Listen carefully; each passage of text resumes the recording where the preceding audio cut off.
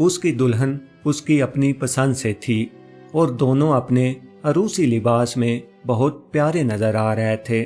सब लोग बहुत खुश थे और दोनों को मुबारकबाद दे रहे थे। दोनों मियाँ बीवी की एक पुरसकून और खुशगवार अज़दवाजी जिंदगी गुजर रही थी।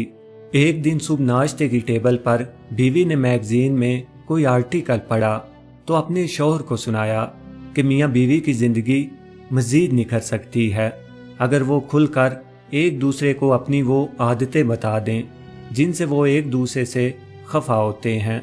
दोनों ने इरादा किया कि कल सुबह नाश्ते की टेबल पर वो एक दूसरे को अपनी अपनी लिस्ट बनाकर सुनाएंगे कि एक दूसरे की कौन कौन सी आदतें उनको नागवार गुजरती हैं। अगली सुबह दोनों नाश्ते की टेबल पर आए और अपनी अपनी लिस्ट खोल ली। पहले मियाँ ने अपनी लिस्ट में से पढ़ना शुरू किया। बीच में उसकी नज़र अपनी बीवी पर पड़ी तो वो बेचारी रो रही थी।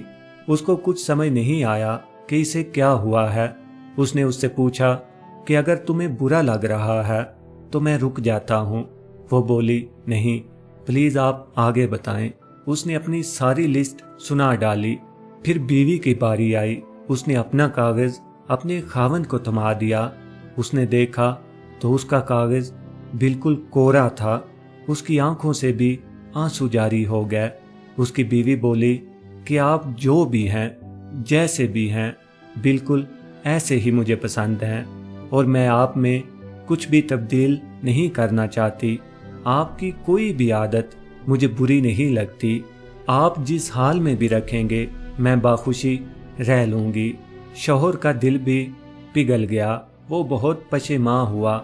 उसने अपनी बीवी से माफ़ी मांगी और दोनों का रिश्ता मज़ीद बेहतर, पायदार और मजबूत हो गया।